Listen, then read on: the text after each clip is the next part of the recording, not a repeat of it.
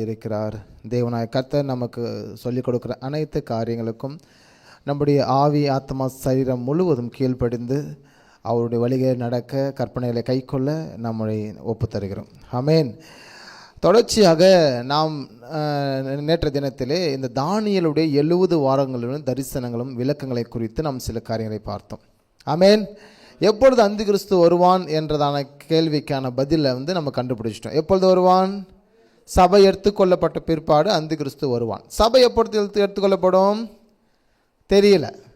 எனவே அந்த நாட்கள் பழைய ஏற்பாட்டு தீர்க்கதரிசிகளுக்கோ பரிசுத்தவான்களுக்கோ அறிவிக்கப்படவில்லை. அதே சமயத்தில் புதிய ஏற்பாடு பரிசுத்தவான்களுக்கும் எந்த நாளிகை என்று அறிவிக்கப்படாதபடியினாலே அவர்கள் ஆயத்தமாய்கொண்டே இருந்தார்கள்.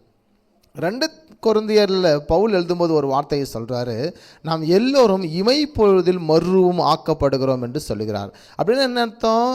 அவரையும் இன்க்ளூட் பண்ணிட்டு சொல்ல, நம்ம எல்லோரும் இமைப்பொழுதில் மறுரூபம் ஆக போகிறோம். பவுல் விசுவாசித்தார் என் காலத்திலே வருகை வரும் என்று சொல்லி. ஒவ்வொரு அப்போஸ்தலர்களும் வாழ்க்கையில் வாழும்போது கிறிஸ்தவர்கள் நோக்கம் எப்படி இருக்க வேண்டுமானால், அவரவர்கள் காலத்திலே கர்த்தர் வருகிறார் என்றதான ஒரு ஆயத்தம் சபைக்கு இருக்க வேண்டும்.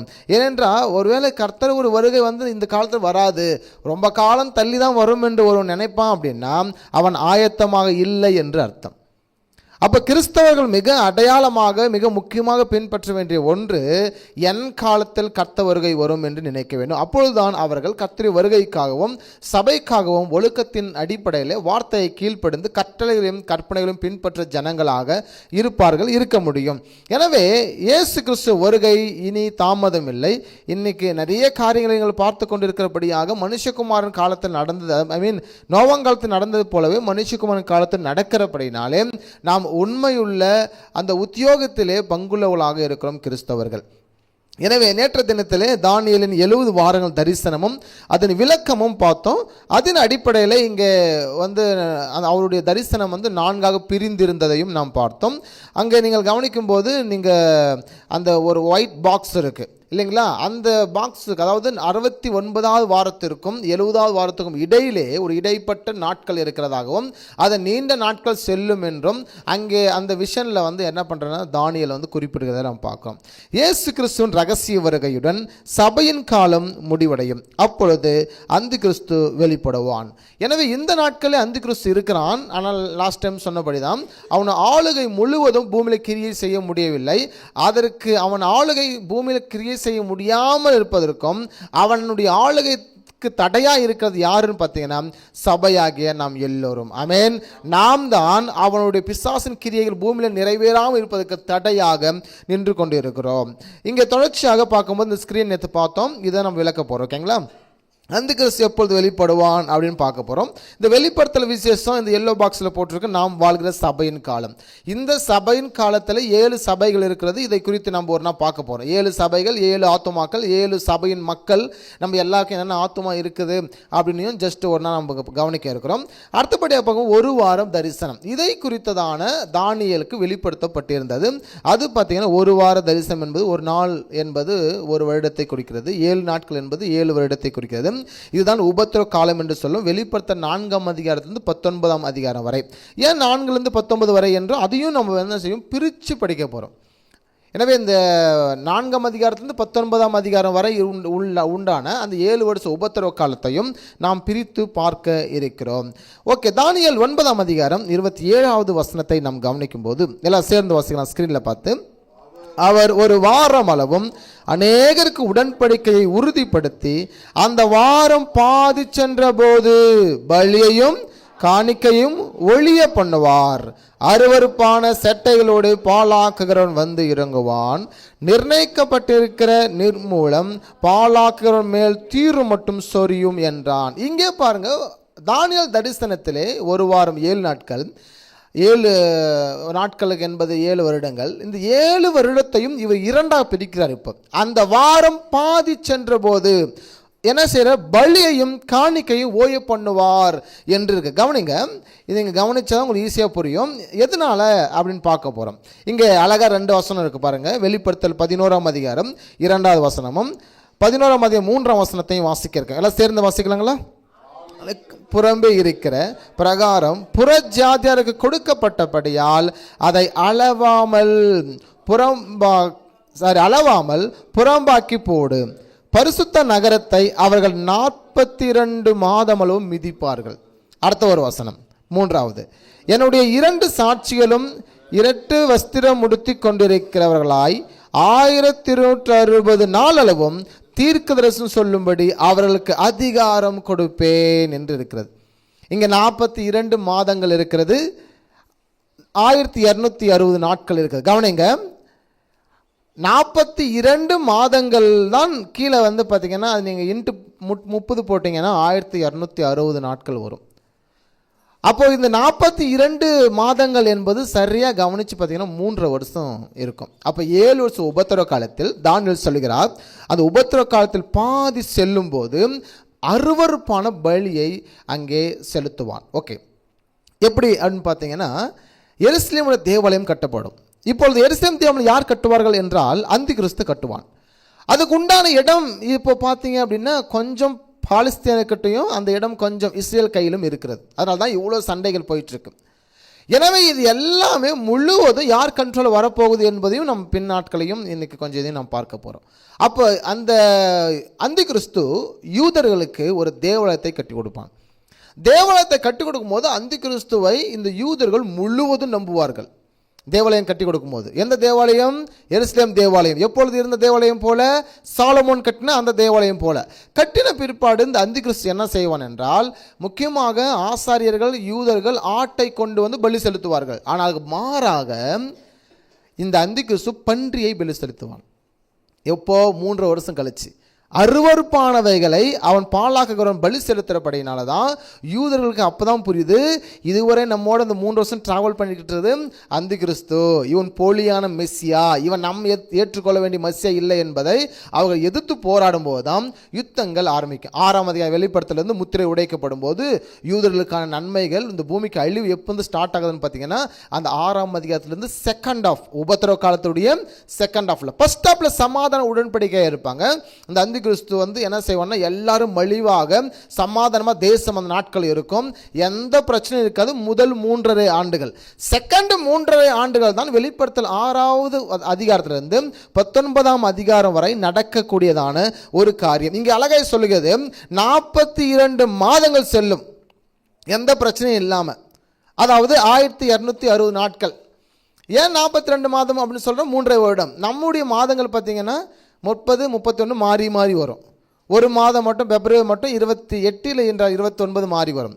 யூதருடைய கேலண்டர் பார்த்தீங்கன்னா எல்லா மாதமும் 30 நாட்கள் தான் வரும். நமக்கு 365 நாட்கள், நம்மை விட ஏறக்குறைய ஒரு 6 நாட்கள் அவங்களுக்கு கம்மியாக தான் இருக்கும். ஏனென்றால் அவர்கள் எல்லா மாதமும் 30 நாட்களை தான் அவர்கள் அனுசரிக்க. எனவே 42 மாதம் என்பது 30ஆல் நீங்கள் இன்ட்டு பண்ணிங்க பெருக்கினீங்கன்னா 1260 நாட்கள் வரும். எனவே இங்கே இன்னும் கொஞ்சம் தெளிவாக நம்ம பார்ப்போம் அப்படின்னா 7 வருஷம் உபத்திரவ காலம் இங்கே போட்டிருக்கு, 0லேருந்து 7 வரை போட்டிருக்கு. இது வந்து ஃபர்ஸ்ட் ஃபோக்கல் பாயிண்ட். இங்கே பார்க்கும்போது பிரசவ வேதனை, பிள்ளை பேர் வனாந்தரத்துக்கு ஓடி போகுதல் அப்படின்னு பார்த்தோம். என்னென்னா மணவாட்டி சபை, எந்த சபை நம்ம எல்லாம் எடுத்துக்கொள்ளப்படும் போது யாரெல்லாம் கிறிஸ்துவால் கைவிடப்படுறாங்களோ அவர்கள் அப்போது ரட்சிக்கப்பட்டவர்கள் என்ன செய்யணும்? வனாந்தரத்துக்கு ஓடி போவார்களாம்.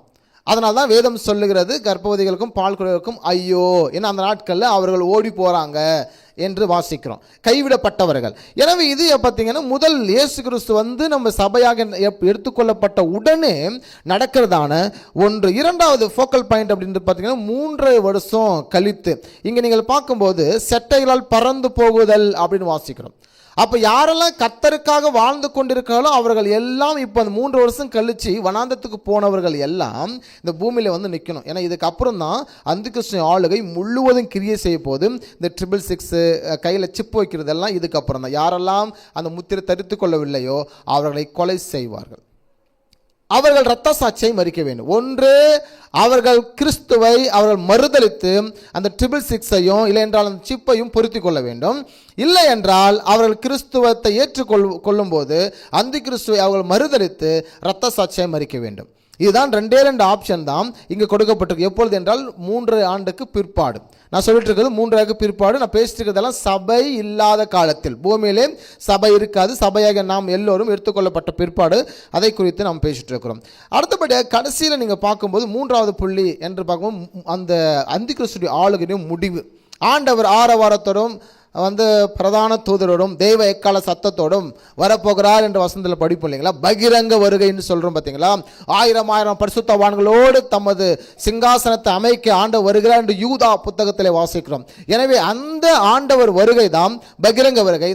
இந்த அந்திகிறிஸ்துவின் காலத்தை முடிவு கட்டுகிற காரியம். வெளிப்படுத்துகிற 20ஆம் அதிகாரத்திலும் முதல் 2 வசனத்தில் வாசிக்கும். பிசாசானவனை சர்ப்பத்தையும் ஆண்டவர் கட்டி செங்கில் அடைத்து, ஏன்னா செங்கில் கட்டி நரகத்தில் அடைத்து வைக்கிற 1000 வருஷம் அளவும் அவன் அங்கிருந்து வர முடியாது அப்படின்னு நம்ம வெளிப்படுத்தல முதல் 2 வசனத்தில் 20ஆம் அதிகாரத்தில் முதல் 2 வசனத்தில் நாம் வாசிக்கிறோம். அப்போ இங்கே பார்க்கும்போது இந்த 7 வருஷம் உபத்திரவ காலம் என்றது முதல் 3 வருஷம் தான். இந்த 42 மாதங்கள் இல்லை என்றால் 1260 நாட்கள் செல்லும் என்று இருக்கிறது. கவனிங்க, இப்போ சபையெல்லாம் எடுத்துக்கொள்ளப்படும்.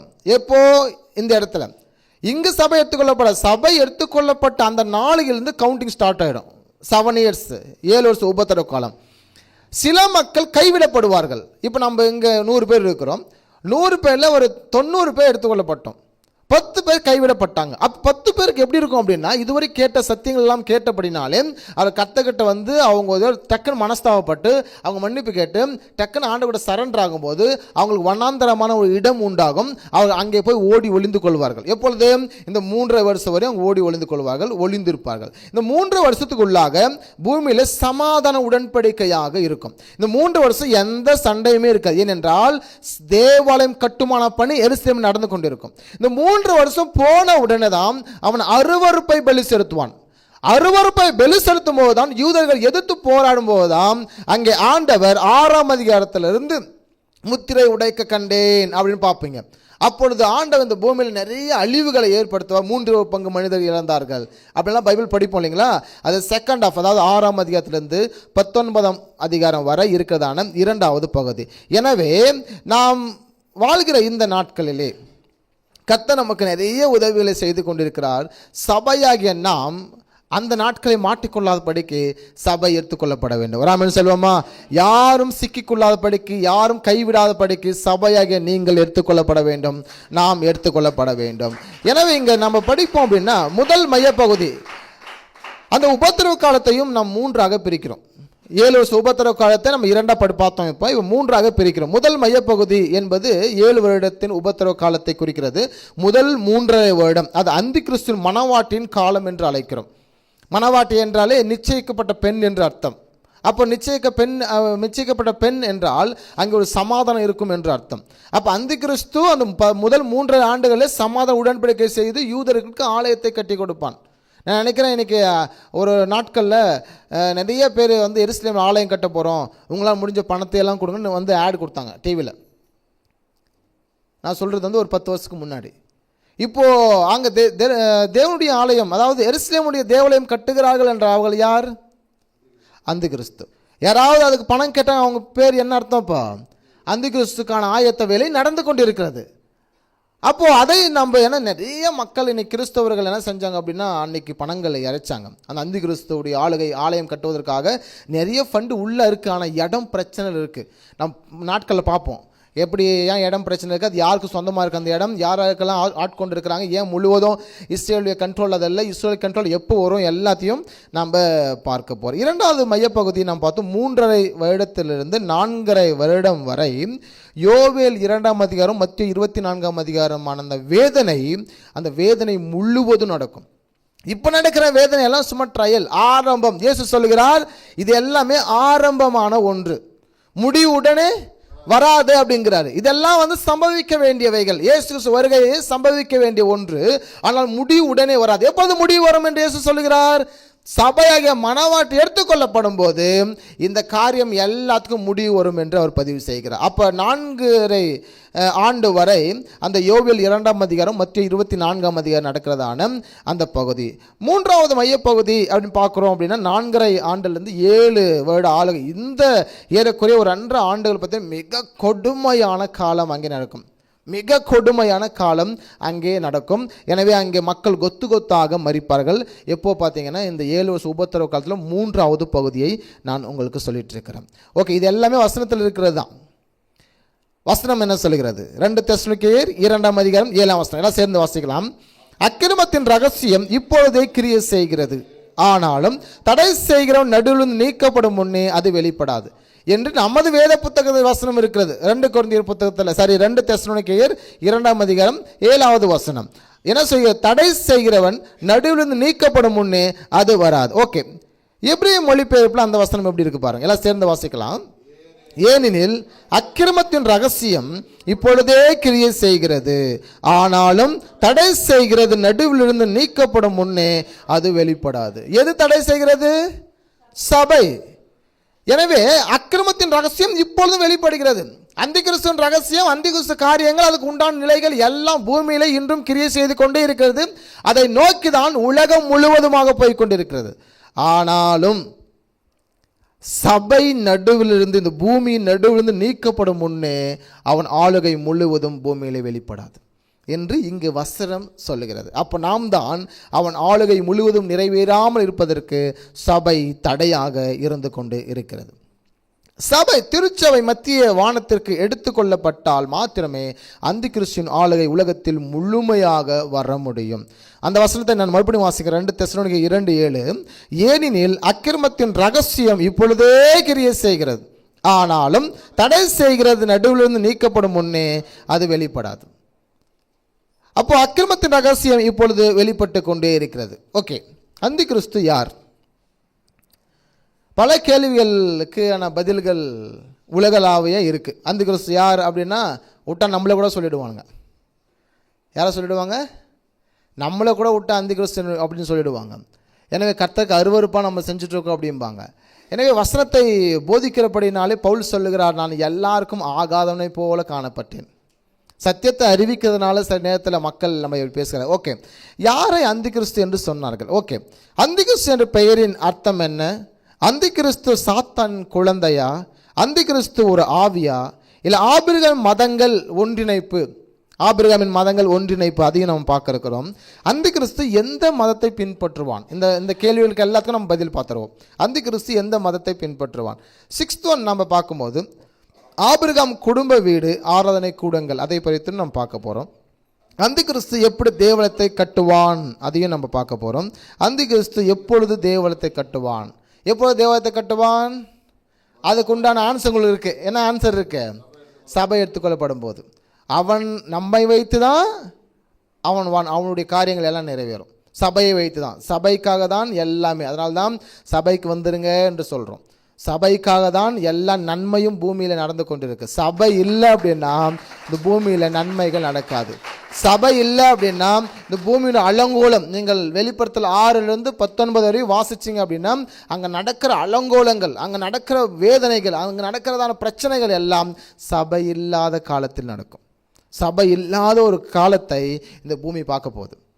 இந்த பூமி பார்த்து அழிவுக்குட்பட்டு இருக்க போகுது. ஓகே, எனவே இந்த கேள்விகளுக்கு எல்லாத்துக்கும் நம்ம என்ன செஞ்சோம்? பதிலை பார்த்தோம். அந்திகிறிஸ்து யார் என்ற கேள்வியை கேட்டபோது அநேகர் சொன்னார்கள்,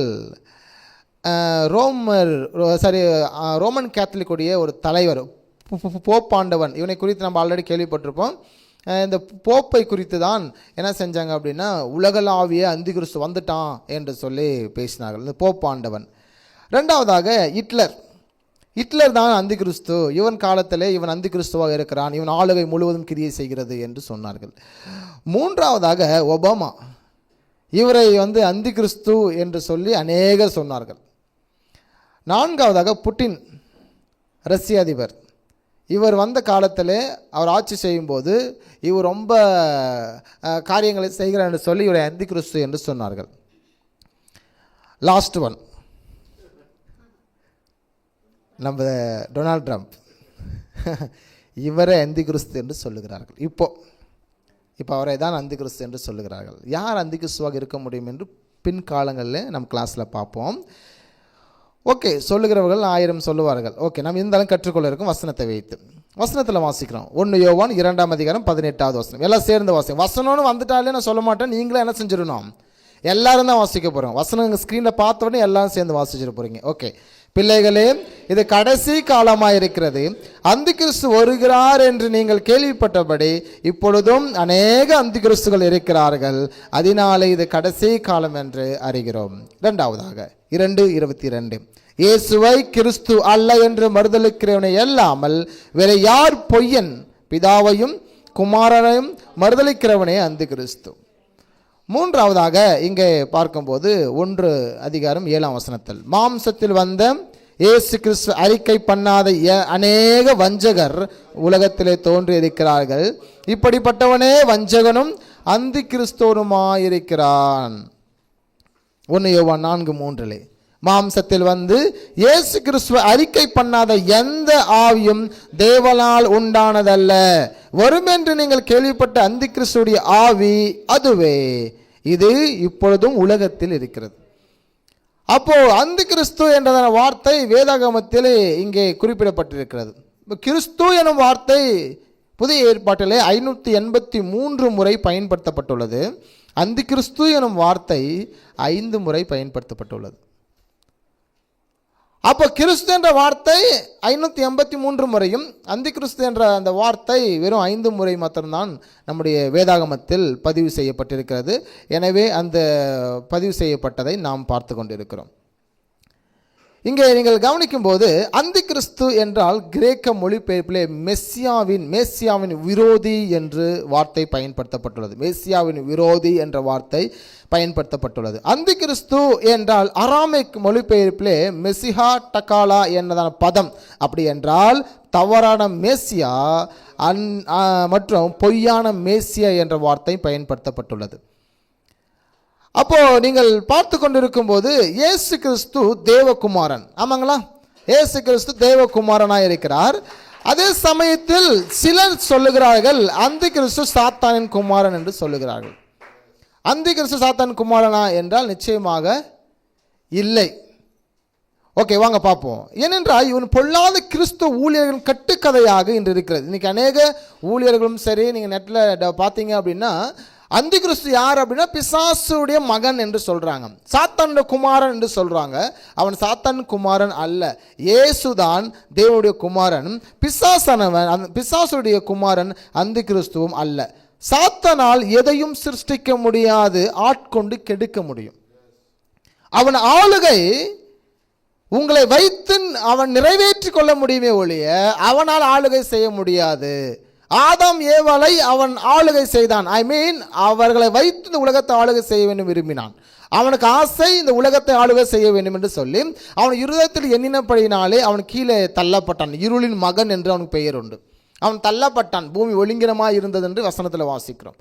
அவனுடைய திட்டம் நிறைவேறாத போது ஆதாமும் ஏவாளையும் அவன் வஞ்சித்தான். அவர்களை வைத்து இந்த உலகத்தை ஆளுகை செய்ய வேண்டும் என்று விரும்பினான். பிசாசானவனுக்கு குழந்தைகள் இல்லை, ஏன்னா அவன் மனிதன் அல்ல, அவன் இனப்பெருக்கம் செய்ய முடியாது. அதே சமயத்தில் பிசாசால் எதையும் உருவாக்க முடியாது. இருக்கிறவைகளை அவன் இஷ்டத்திற்கு பயன்படுத்துவதற்கு அவனால் முடிகிறது. அவன் விருப்பத்திற்கு பயன்படுத்த முடியும். மனுஷனை அவன் விருப்பத்திற்கு பயன்படுத்த முடியும். அப்போ பிசாசானுக்கு குழந்தைகளா இல்லைன்னா கட்டாயம் கிடையாது. சாத்தான் குமார் எப்படி இதை சொல்றாங்க? அந்தி கிறிஸ்து பிசாசுடைய மகன் அப்படின்னு எப்படி சொல்கிறாங்க அப்படின்னு பார்த்தோம் அப்படின்னா, இந்த படத்தை ஓமேன் என்றதான இந்த ஒரு ஹாலிவுட் மூவி இருக்குது. பட் இதை நான் பார்க்கல, இதை பற்றி படித்தோம். இதை பார்த்தவர்கள், இந்த படத்தை பார்த்தவர்கள், இதில் ஒரு ஃபேமஸான ஒரு படம் வேர்ல்டு லெவலில். எனவே இந்த படத்தில் என்ன இருக்குன்னா, பிசாசுடைய மகன், பிசாசு குழந்தை பெற்றுக்கொள்ளுது. அந்த குழந்தை வளர்ந்து அந்த குழந்தை பெரியவனாகி அந்த நபர் தான் அந்தி கிறிஸ்துவாக உலா வரான். இந்த படத்துடைய முடிவு இதுதான். எனவே இதை பார்த்தவர்கள், இது இன்டர்நேஷ்னல் லெவலில் ரொம்ப ஸ்பீடாக வைரலான ஒரு வீடியோ இந்த படம். ஸோ இதை பார்த்த அநேக கிறிஸ்தவர்கள் கூட சாத்தானுடைய மகன் தான் அந்தி கிறிஸ்து என்று சொல்லுகிறார்கள். ஆனால் இயேசுதான் தேவனுடைய குமாரனே அல்லாமல் பிசாசானவனுக்கு குமாரன் கிடையாது. எனவே வேதம் அழகாய் சொல்லுகிறது. 1 யோவான் 4:3 மாம்சத்தில் வந்த இயேசு கிறிஸ்துவை அறிக்கை பண்ணாத எந்த ஆவியும் தேவனால் உண்டானதல்ல. வரும் என்று நீங்கள் கேள்விப்பட்ட அந்தி கிறிஸ்துடைய ஆவி அதுவே. அது இப்பொழுதும் உலகத்தில் வந்திருக்கிறது. மாம்சத்தில் வந்து இயேசு கிறிஸ்துவை அறிக்கை பண்ணாத எந்த ஆவியும், பிசாசு ஒரு ஆவி, அவனுக்கு மாம்சம் உண்டா என்றால் இல்லை, அவனுக்கு மாம்சம் கிடையாது. ஸோ அவன் அறிக்கையிடுவதெல்லாம் பொய்யானதாக இருக்கு. அவன் அந்தி கிறிஸ்து ஆவி என்று இருக்கிறது. அந்தி கிறிஸ்துவாக யாரும் பிறக்க போவதில்லை. மாறாக அந்தி கிறிஸ்துவின் ஆவி யாரை முழுவதுமாக ஆட்கொள்ளுகிறதோ அவன் தான் அந்தி கிறிஸ்து. ஒரு குழந்தை பிறக்கும் போது அந்த குழந்தை அந்தி கிறிஸ்து அல்ல. இப்போ நம்மளாம் அந்தி கிறிஸ்துவா, இல்லை சில அந்தி கிறிஸ்துவா, இல்லை என்றால் தவறாய் செய்யக்கூடியவர் அந்தி கிறிஸ்துவ என்றால் இல்லை. அவர்களை அந்த பிசாசு ஆட்கொள்ளுகிறது. நம்மை கூட சாத்தான் ஆட்கொண்டால் என்ன அர்த்தம்? நமக்கு பிசாசின் பிள்ளைகளாக இருக்கிறோம். அதனால தான் ஆண்டவர் சொல்றார், நீங்கள் வெளிச்சத்தின் பிள்ளைகளாக இருங்கள் அப்படின்னு சொல்லுவார். ஆமென். வெளிச்சத்தின் பிள்ளைகளாக நீங்கள் நடந்து கொள்ளுங்கள் என்று சொல்லுவார். காரணம், பிசாசுடைய கிரியைகள், அவனுடைய திட்டங்கள் ஒருவேளை நமது வாழ்க்கையில் முழுவதும் ஆட்கொள்ளுமானால் நாமும் பிசாசு பிள்ளைகளாக மாறி போகிறோம். அதனால தான் வேதம் சொல்கிறது, பிசாசுக்கு இடம் கொடாதிருங்கள். நீங்கள் ஜெபித்து அவனை விரட்டணும். ஆனால் இயேசு கிறிஸ்து முழுவதும் உங்களை ஆட்கொண்டால் நீங்கள் கிறிஸ்து பிள்ளையாக மாறிடுறீங்க. அதனால தான் ஆண்டவர் அவர் ராஜ்யம் உங்களுக்குள்ளே வரணும்னு விரும்புகிறார். அவர் திட்டம் உங்களுக்குள்ளே வரணும்னு விரும்புகிறாரு. அவர் முழுவதும் உங்களை ஆட்கொள்ளணும்னு விரும்புகிறார். அதனால தான் பவுல், இந்த ரகசியத்தை அறிந்த பவுல் சொல்றாரு, நான் கிறிஸ்துவுக்கு அடிமையானபடினாலே மற்ற ஒன்றுக்கும் நான் அடிமைப்படேன் என்று எழுதுகிறார். ஏன்னா நான் இயேசுவுக்கு அடிமையிட்டேன், அவர் என்னை பிடிச்சுக்கிட்டாரு, அவர் என்னை ஏற்றுக்கொண்டாரு, அவர் ஆளுகை முழுவதும் எனக்குள்ளே கிரியை செய்யும். ஆனால் மற்ற எந்த ஆளுகையும் எனக்குள்ளே என்ன செய்யாது? கிரியை செய்யாது என்று அர்த்தம். அதனால தான் அவர் சொல்லுகிறார், நான் கிறிஸ்துவுக்கு அடிமை, எனவே மற்ற ஒன்றுக்கும் நான் அடிமைப்பட மாட்டேன் என்று பதிவு செய்கிறார். அப்ப அந்தி கிறிஸ்துவாக யாரும் பிறக்கிறது இல்லை. மாறாக அந்தி கிறிஸ்து, அந்த ஆவி யாரை ஆட்கொள்ளுகிறதோ அவன் தான் அந்தி கிறிஸ்துவாக இருக்கிறான். அவனை தான் அந்தி கிறிஸ்து என்று சொல்லுகிறது. நம்ம ஆண்டவராக இயேசு கிறிஸ்து யார்? மெஸ்ஸியா என்றதான அந்த இயேசு கிறிஸ்து யார்? அவரின் அடையாளங்கள் என்ன அப்படின்னா, அவர் இயேசு கிறிஸ்து ஒரு யூதா கோத்திரத்தில் பிறந்தவர். ஆமென். நல்ல கவனிங்க, இந்த ஸ்லைடுக்கும் அடுத்த ஸ்லைடுக்கும் வித்தியாசத்தை நான் காட்டுறேன். இயேசு கிறிஸ்து யூதா கோத்திரத்தில் பிறந்தவர். இயேசு கிறிஸ்து ஒரு தீர்க்கதரிசி. இயேசு கிறிஸ்து ஒரு ஆசாரியன். இயேசு கிறிஸ்து ஒரு ராஜா. ஹல்லேலூயா. இயேசு தீர்க்கதரிசி, இயேசு கிறிஸ்து ஒரு ஆசாரியன், இயேசு கிறிஸ்து ஒரு ராஜா. அது மட்டுமல்ல, மோசஸை போல அவர் நல்ல ஒரு தீர்க்கதரிசியாகவும், மெல்கிசேத்தை போல ஆசாரியனாகவும், இயேசு கிறிஸ்து தாவீதை போல ஒரு ராஜரீகம் பண்ணக்கூடியவர். ஹல்லேலூயா. இவர் யாருன்னு பார்த்தீங்கன்னா மெஸ்ஸியா, உண்மையான மெஸ்ஸியா. நான் ஆராதிக்கிற இயேசு கிறிஸ்து. அதே ஒரு போலியான மெஸ்ஸியாவும் இருக்கிறான். இயேசு கிறிஸ்து எப்படி யூதா கோத்திரத்தில் பிறந்தாரோ அது போலவே அந்தி கிறிஸ்துவும் யூதா கோத்திரத்தில் தான் பிறப்பான். ஏன் அப்படின்னா, யூதர்கள் தான் ஆளுகை செய்யக்கூடியவர்கள். முழு இஸ்ரவேலர்களும் ஆளுகை செய்யக்கூடியவர்கள் யாரை சூஸ் பண்ணுவாங்கன்னு பார்த்தீங்கன்னா, யூதா கோத்தில் பிறந்தால்தான் அவன் ஆளுகையாக இருப்பான். அவனை தான் யூதர்கள் எல்லாரும் ஏற்றுக்கொள்வார்கள். நான் பேசுங்க, புரியுதுங்களா? அவன் அல்லாமல், யூதன் அல்லாமல் யார் அவருடைய ஆளுகை பண்ணாலும் முழு இஸ்ரவேலரும் ஏற்றுக்கொள்ள மாட்டார்கள். எப்படி இயேசு கிறிஸ்து இந்த பூமியை ஆளுவதற்காக யூதா கோத்திரத்தில் பிறந்தாரோ இரட்சகர், அதுபோல அந்தி கிறிஸ்துவும் இந்த உலகத்தை ஆளுகை செய்வதற்கு யூதா கோத்திரத்தில் பிறந்தவனை தான் பிசாசு ஆட்கொண்டு அந்தி கிறிஸ்துவனாக வைக்கிறான். அந்தி கிறிஸ்து யார்? அவன் மெஸ்ஸியாவின் விரோதி. அவன் பொய்யான மேசியா, அவன் தவறான மேசியா.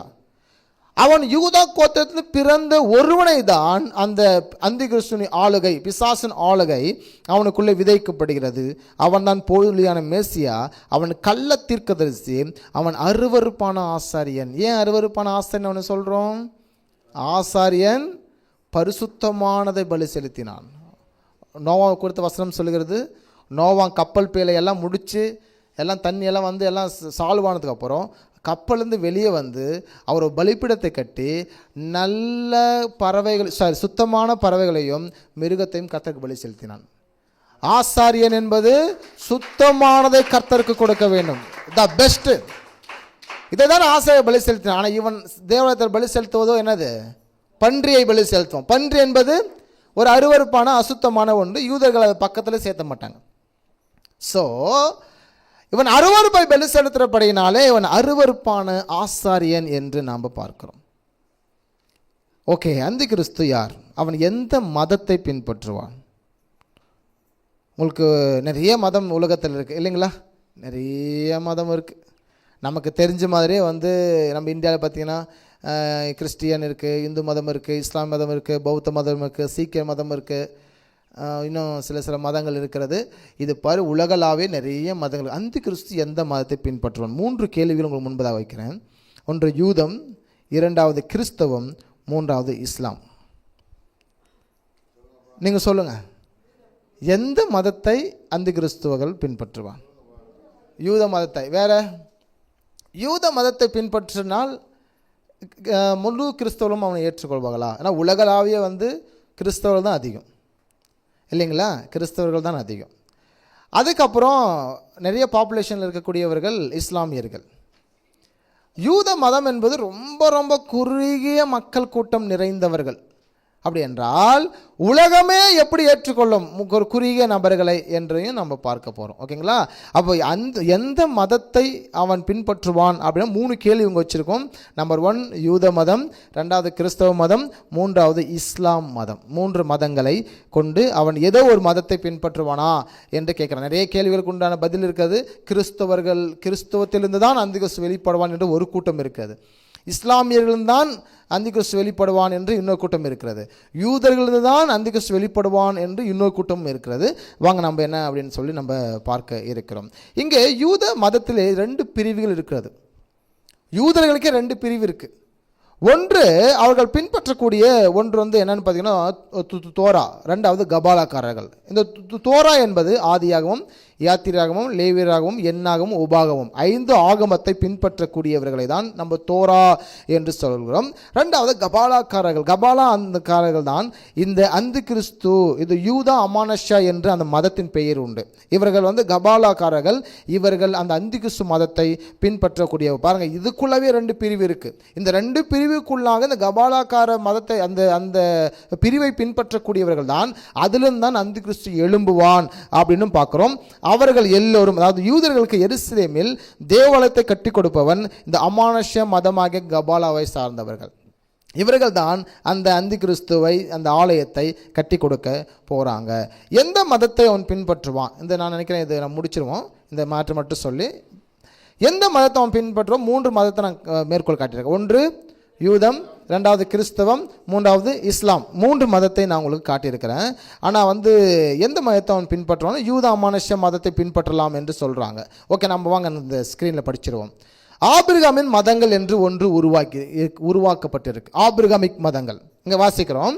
யூதம், இஸ்லாம், கிறிஸ்துவம். எனவே இவை 3ம் சேர்ந்துதான் ஆபிரகாம் மதங்கள் ஆகும். எனவே அவர்கள் தான் தேவாலயத்தை கட்டி கொடுப்பார்கள். ஒரே மத அடிப்படைகள் அனைத்தும் இவைகளை நோக்கித்தான் சென்று கொண்டிருக்கிறது. அந்தி கிறிஸ்துவின் தகப்பனும் தாயும் ஒன் வேர்ல்டு மதம் ஆபிரகாமின் குடும்ப வீட்டை சார்ந்தவர்களாக இருப்பாங்க. ஓகே, இங்கே என்ன இருக்குது அப்படின்னு பார்த்தீங்கன்னா 3 மதங்கள் இருக்குது. யூதம், இஸ்லாம், கிறிஸ்தவம். 3 மதத்தையும் சேர்த்து ஒரு மதமாக இந்த நாட்களில் உருவாக்கியிருக்காங்க. அதுதான் த ஆபிரகாமிக் ரிலிஜியன், ஆபிரகாமிக் மதம் என்று அவர்கள் சொல்லுகிறார்கள். எனவே இந்த ஆபிரகாமிக் மதங்கள், யூதர்களுக்கு எருசலேமை கட்டி கொடுக்கிறவன் யார் என்று பார்த்தீங்கன்னா இந்த ஆபிரகாமிக் மதத்தை சார்ந்தவர்கள். இதுக்குள்ளே யார் இருக்கிறாங்க? யூதர்கள் இருக்கிறாங்க, கிறிஸ்தவம் இருக்கிறாங்க, இஸ்லாமியர்கள் இருக்கிறாங்க. இதை அப்படியே வச்சுக்கோங்க புரிவதற்காக. இன்னைக்கு இருக்கிற எருசலேம் அந்த தேவாலயம் கட்டுமான இடம் எப்படி இருக்குன்னு பார்த்தீங்கன்னா அதாவது சில ஏறக்குறைய நான் நினைக்கிறேன் 5 பிரிவாக பிரிக்கப்பட்டிருக்கு. முக்கியமாக அது ஈரான், அதாவது பாலஸ்தீனர்களுக்கு கொஞ்சமும், இன்னொரு பகுதி எருசலேமுக்கு கொஞ்சமாக பிரிந்து இருக்கிறது. கொஞ்சம் அவங்க லேண்டில் இருக்கிறபடினாலே இதற்காக தான் அன்னையிலேருந்து இன்னைக்கு வரையும் பிரச்சனை நடக்கிற, ஸ்டார்டிங் பிரச்சனையிலேருந்து அன்றைக்கி ஏன் இவ்வளோ பிரச்சனை நடக்குதுன்னா 2018ஆவது ஆண்டில் டொனால்டு ட்ரம்ப் அவர்கள் எருசலேமை இஸ்ரேலின் தலைநகராக அறிவிச்சாச்சு. ஏன்னா மிகப்பெரிய ஒரு தீர்க்கதரிசன வசனம். ஸோ அந்த வசனத்தின்படியாக எருசலேம் தலைநகராக மாறிற்று. இப்போ இந்த இடத்துல ஆலயத்தை கட்ட வேண்டுமானால் கொஞ்சம் லேண்ட், அதுக்குரிய லேண்ட் யாருக்குரியதாக இருக்கிறதுனா இஸ்லாமியருக்குரியதாக இருக்கிறது. எனவே சண்டைகள் நடந்துட்டு இருக்கு. எனவே இப்போ நீங்கள் பார்த்துட்டு இருக்க சண்டைலாம் அதை பேஸ் பண்ணி தான் இருந்துட்டு இருக்குது. ஓகே, இந்த ஸ்க்ரீனை மொத்தம் நம்ம படிச்சிருவோம். யூதர்களுக்கு எருசலேமில் தேவாலயத்தை கட்டி கொடுப்பவன் யார் அப்படின்னு பார்த்தீங்கன்னா த ஆபிரகாமிக் ரிலிஜியன் சொன்னோம். ஆபிரகாமிக் மதங்கள் நான் சொல்லியிருக்கிறேன். 3 மதங்கள், யூதர்கள், கிறிஸ்தவர்கள், இஸ்லாமியர். நீ நினைக்கலாம் 3 மதக்காரர்கள் எப்படி ஒத்துக்கொள்வார்கள்? 3 மதம் வெவ்வேறானது. யூதம் வேறு, இஸ்லாம் வேறு, கிறிஸ்தவம் வேறு. கிறிஸ்தவர்கள் இந்த இரண்டையும் ஏற்றுக்கொள்ள மாட்டாங்க. இஸ்லாமியர்கள் யூதத்தையும் கிறிஸ்தவத்தையும் ஏற்றுக்கொள்ள மாட்டாங்க. யூதர்கள் மிக முக்கியமாக வேறு எந்த ரிலீஜியன்காரையும் மதிக்கவே மாட்டாங்க. அவர்கள் மட்டும்தான், எனவே அவர்கள் மட்டும்தான் என்று சொல்லி இருப்பாங்க. எப்படி இது சாத்தியம் என்று சொல்லுவோம். இங்கே பாருங்கள், இது வந்து பழைய மேப்பு, அதாவது எருசலேம் தேவாலயம் இருந்ததுன்னா பழைய map, Jerusalem old city map. இது வந்து பார்த்திங்கன்னா புதிய மேப்பு. புதிய மேப் பாருங்கள், இது 5 டிவிஷன், 5 ரிலீஜனுக்கு சொந்தமான 5 மதத்தினர்கள் இதை பின்பற்றுகிறார்கள். நம்பர் 1 கிறிஸ்டியன், இங்கே பார்த்தீங்கன்னா முஸ்லீம், இது அவங்க ஏரியா இது. இதுவும் பார்த்தீங்கன்னா அவங்க முஸ்லீம் ஏரியா தான். இது வந்து ஈப்ரு மக்கள்து, அதாவது இஸ்ரேல் மக்கள்து, ஜூவிஸ்து. இதுவும் பார்த்தீங்கன்னா முஸ்லீம் மக்கள், அவர்களை சார்ந்தவர்கள் தான். இப்படி எல்லாமே வந்து இந்த இடம் மட்டுமே 5ஆக பிரிந்து இருக்கிறது. இப்போ இதற்காக தான் இவ்வளோ சண்டைகள் நடந்துட்டுருக்கு. இந்த இடம் வந்து எருசலேமுக்கு வேணும், நம்ம ஜெபம் பண்ணுவோம். ஒரு வேளை ஆண்டவரே அந்த இடத்த எருசலேமுக்கு வாங்கி கொடுத்துருங்கப்பா, ஜெபம் பண்ணிங்களா இல்லைங்களா? ஜெபம் பண்ணியிருப்போம். அந்த இடம் யாருக்கு வாங்கி கொடுத்துடணும்? எருசலேமுக்கு. எதுக்கு வாங்கி கொடுத்துடணும்? ஒரு சபை கட்டுவதற்கு. ஜெபம் பண்ணலாமா அதெல்லாம் நம்ம? ஓகே, இன்றைக்கி சபைகள் ஜெபம் பண்ணிருக்கு. ஏன் அப்படின்னு பார்த்தீங்கன்னா அந்த கிறிஸ்து ஆளுகையில் அது நடக்கும். வாங்க இன்னும் நம்ம பார்க்கோம் அப்படின்னா, இங்கே பாருங்கள், ஆபிரகாமிக் மதம் என்று சொன்னோம். பட் இந்த ஸ்லைடோட முடிச்சிடும் நம்ம. இங்கே நம்பர் 1 நீங்கள் பார்க்கும்போது யூதம், கிறிஸ்தவம், இஸ்லாம், இதுதான் வந்து ஆபிரகாமிக் மதம் என்று சொல்கிறோம். கவனிங்க. உலகம் முழுவதும் இப்போது ஒன்று பேசி கொண்டிருக்கிறது. 3ஆம் உலகப் போர் நடக்க போகுது. ஏன்னா 3ஆம் உலகப் போர் நடந்து யார் ஜெயிக்கிறானோ அவன் தலைமையில் உலகத்தை ஆளுகை செய்யலாம் என்றதான ஒரு கருத்து. 2ஆம் உலகப் போர் நடக்கும்போது அன்றைக்கி அமெரிக்கா ஜெயித்தபடினாலே, அவனுக்கு ரொம்ப சப்போர்ட்டாக இஸ்ரேல் இருந்தபடினாலே, அவன் ஐக்கிய நாடாக உலகத்தை கண்ட்ரோல் பண்ணக்கூடிய நாடாக அந்த நாட்கள்லேயே அமெரிக்கா இருந்தது, இன்றைக்கி வரை. இப்போ 3ஆம் உலகப் போர் நடந்துச்சுன்னா அவன் வருவான், இவன் வருவான், இதெல்லாமே செகண்ட்ரி. 3ஆம் உலகப் போர் நிமித்தமாக இந்த சபை கட்டப்படுமா என்றால் நிச்சயமாக கட்டப்பட மாட்டாது. இந்த உலகம் முழுவதும் எப்படி நடக்க போகுதுன்னு பார்த்தீங்கன்னா, எதில் ஒன்றிணைக்க போகிறாங்க? இந்த உலகத்தை வந்து ரிலீஜியனால் தான் ஒன்றிணைக்க முடியும் என்று சொல்லி அதுக்கு உண்டான வேலைகள் நடத்திட்டுருக்காங்க. அதாவது மதத்தின் பெயரில் தான், இனத்தின் பெயரிலே ஒன்றிணைக்க முடியாது. வெவ்வேறான இனம் உள்ள ஜனங்கள் வேறு எந்த வகையிலும் அவர்கள் யோசித்தாயிற்று. பல வருடமாக அவர்கள் முயற்சி செய்கிறார்கள். உலகத்தை ஒரு கண்ட்ரோலுக்குள் கொண்டு வர முடியவில்லை. ஆனால் ஒரே ஒன்று தான், எம்மதமும் சம்மதம் என்று சொல்லிட்டோம் அப்படின்னா சரியாகுது என்று சொல்லி உலகளாவிய இந்த 3 தான். என்னென்றால் யூதமும் கிறிஸ்தவமும் இஸ்லாம் 3 மதத்தையும் ஒன்றிணைக்கிற வேலைகள் அதாவது நான் நினைக்கிறேன் 2024 வேகமாக நடந்துட்டுருக்கு. நினைக்கிறேன் நாளைய தினத்தில் உங்களுக்கு இன்னும் தெளிவாக இந்த 3 மதத்தையும் எப்படி உலகம் கண்ட்ரோல் பண்ணிக்கிட்டு இருக்கு, இதுக்கு நேராக தான் இந்த உலக நாடுகள் வரப்போகுது. அப்போது யுத்தம் நடக்குது, எல்லாம் சாவ போகிறோம், அப்படியாக போகிறோம், எருசலேம் தேவத்துக்கு ஆண்டவர் மீட்டு கொடுப்பாரு, இது எதுவுமே வந்து நடக்காது.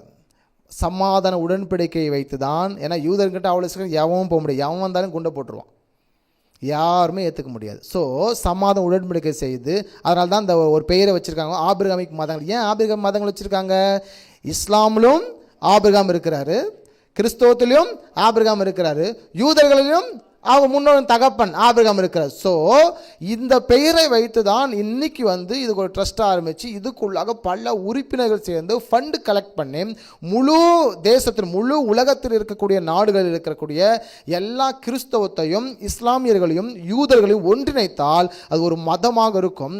மத சுதந்திரம், மத அமைதியிலே இது நடக்கும் என்று அநேகர் வந்து என்ன செஞ்சுட்ருக்காங்க. இதுக்கு நேராக தான் உலகம் போயிட்டுருக்கு. இது ஏன் இப்போ இவ்வளோ சண்டை வருதுன்னா, சண்டைலாம் முடியும் போது இந்த சமாதான உடன்படிக்கை நடக்கும் உலகம் ஃபுல்லாக.